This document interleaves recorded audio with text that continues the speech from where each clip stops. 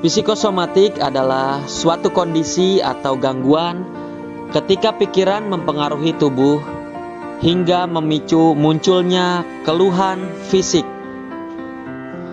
Banyak hal yang menjadi faktor terjadinya psikosomatis seperti luka batin, stres karena faktor ekonomi, tekanan hidup, pekerjaan yang penuh tekanan dan tanggung jawab besar, serta kurangnya refreshing yang mengakibatkan seseorang pada titik kejenuhan. Belum lagi kebiasaan memendam emosi yang menyebabkan kacaunya emosi yang menyebabkan terganggunya saluran pencernaan seperti dispepsia, GERD, atau MAH.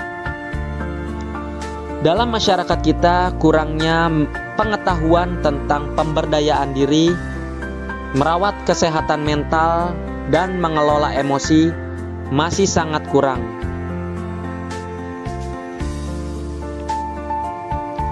Belum lagi penanganan yang salah dapat menambah kecemasan, ketakutan, kekhawatiran, dan kepahitan dalam menjalani kehidupan. Ketika sensasi kecemasan dan ketakutan datang saat asam lambung tinggi yang membuat seluruh tubuh merasakan sensasi tidak nyaman. Dalam kondisi pikiran kacau dan panik, kritikal area seseorang akan melemah sehingga kata-kata yang menakutkan mudah masuk ke pikiran bawah sadar dan tertanam kuat. Inilah psikosomatis, gangguan pikiran yang berakibat ke tubuh dan fisik. Mengenali gejala psikosomatik banyak sekali seperti sesak napas, bernapas dengan cepat, sakit punggung belakang atau sakit perut, dan nyeri ulu hati, dan lain sebagainya.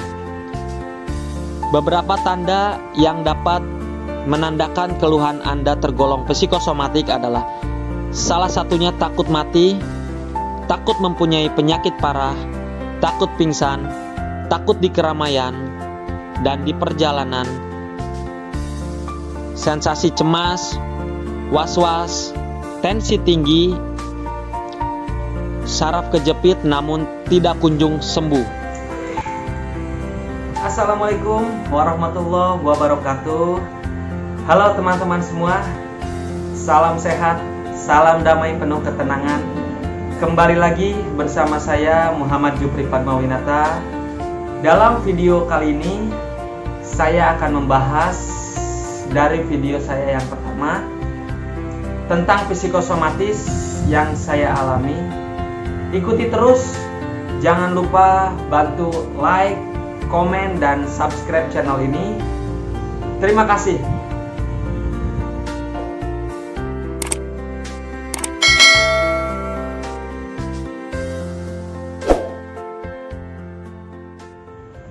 Kenapa seseorang atau saya pribadi bisa terkena atau mengalami psikosomatis, gangguan pikiran yang berakibat ke tubuh dan fisik?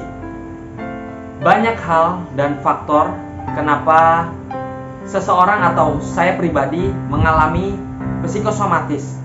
Bisa jadi karena luka batin, stres, faktor ekonomi, tekanan hidup, pekerjaan yang penuh tekanan, dan tanggung jawab yang besar. Kebiasaan memendam emosi, kacaunya emosional yang menyebabkan terganggunya saluran pencernaan seperti dispepsia, GERD, ataupun MAH. Di video saya yang kemarin sudah membahas mengapa gangguan kecemasan berlebih selalu dikaitkan dengan gangguan pencernaan seperti dispepsia, GERD, ataupun MAH. Ya, karena itu tadi, selain pola hidup yang buruk dan tekanan psikis atau mental, ditambah pola makan yang buruk pula, dalam keadaan stres, maka otak kita secara langsung kontak terhadap lambung. Otomatis ketika kita mengalami stres, otak langsung kontak langsung dengan lambung, sehingga banyak dari kita, terutama saya, mengalami gangguan pencernaan yang lama tak kunjung sembuh, asam lambung berlebih, GERD. Terutama ketika kecemasan atau mengalami suatu hal yang tidak mengenakan, itu secara otomatis dari lambung itu terasa begah, sesak ataupun perih, sakit di ulu hati seperti ini. Ketika kecemasan itu benar-benar dirasakan oleh saya, maka timbullah serangan panik seperti itu, takut kematian, takut pingsan, atau takut dengan hal-hal yang lain. Biasanya kalau saya pribadi sering mengalami stres, tekanan pikiran yang luar biasa dalam menjalani kehidupan setiap harinya gitu. Takut memiliki penyakit berat, karena kan waktu itu jantung benar-benar berdebar setiap harinya. Jantung berdebar-debar, terus seperti sesak, napas sesak di dada, belum lagi di tenggorokan seperti tercekik gitu. Sempat memeriksakan diri ke medis gitu kan.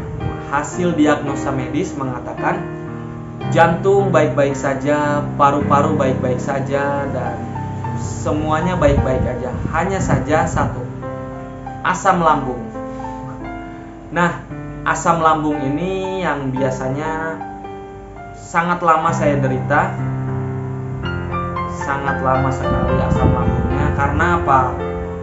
Karena ketika saya menyadari, kenapa ya kok asam lambung saya gak sembuh-sembuh. Dan ternyata saya tahu memang faktornya adalah mengalami stres pikiran ketika di rumah atau di lingkungan pekerjaan gitu. Terutama untuk para teman-teman, khususnya seorang ibu atau yang memiliki putra-putri yang sedang aktif-aktifnya, biasanya itu jadi faktor pemicu mengalami stres di rumah, seperti pekerjaan rumah yang tiada habisnya, tiada hentinya, belum lagi pekerjaan kantor yang mengalami tekanan, harus diburu-buru dengan pekerjaan. Pokoknya kesibukan yang bisa menguras energi kita, pola pikir kita. Bagaimana caranya untuk lepas dari itu semua? Ya kembali lagi kepada diri kita. Kalau untuk teman-teman yang sudah terlanjur atau yang saat ini mengalami asam lambung yang tidak sembuh-sembuh, coba cari akar permasalahannya.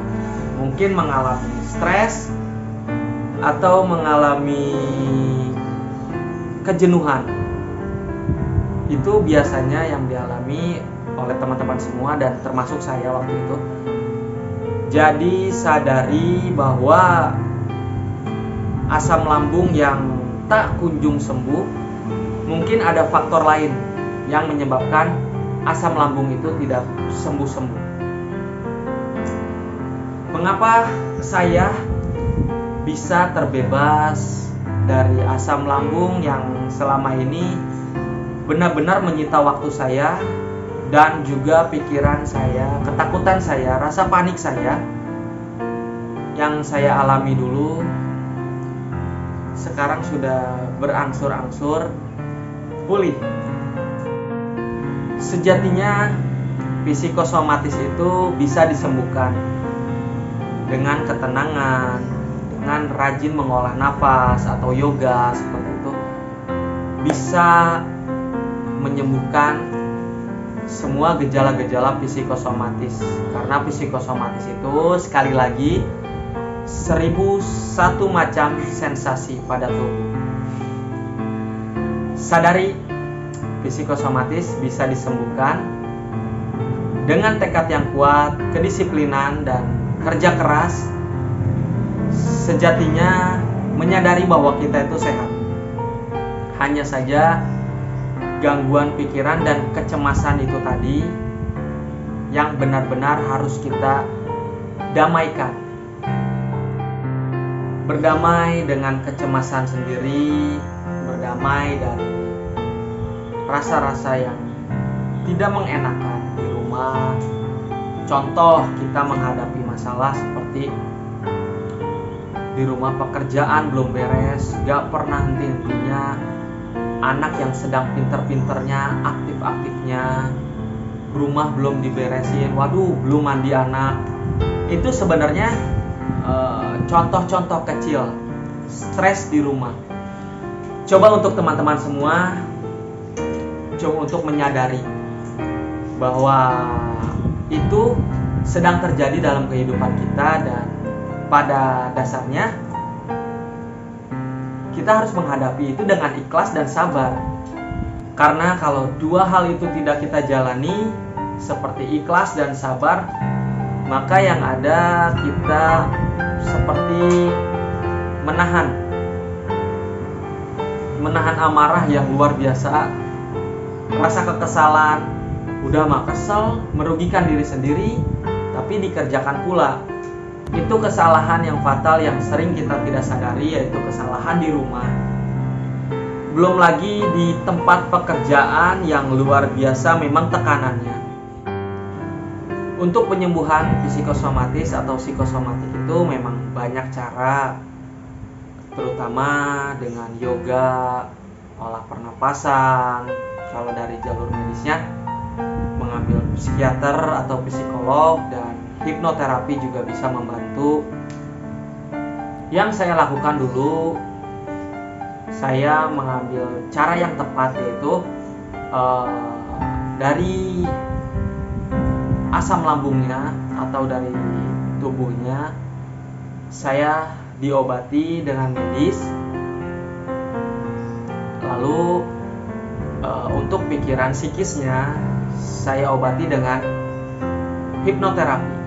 Dua jalan itu yang saya tempuh, dan alhamdulillah saya kembali normal, kembali sehat kembali, dan mampu mengendalikan pikiran-pikiran negatif, rasa takut, mungkin rasa-rasa pesakitan dalam tubuh, sensasinya semua dapat mudah kita kendalikan, berangsur-angsur pulih.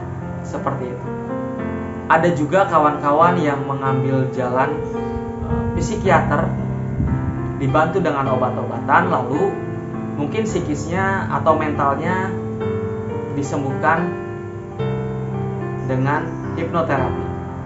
Itu sangat membantu sekali keduanya untuk bisa terlepas dari keterpurukan, zona ketidaknyamanan yang selama ini dirasakan oleh teman-teman dan saya pribadi.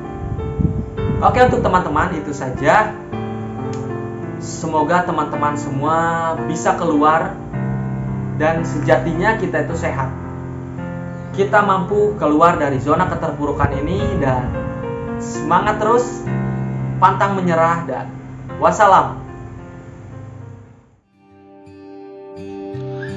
Tidak hentinya saya berucap syukur kepada Tuhan, dan saya mengucapkan banyak terima kasih kepada mentor sekaligus terapis saya, Master Arya Surya SGMH, yang telah membekali saya dengan karya tulisnya yang luar biasa, Memilih Berdamai dengan Psikosomatis, Rahasia Bebas Psikosomatis.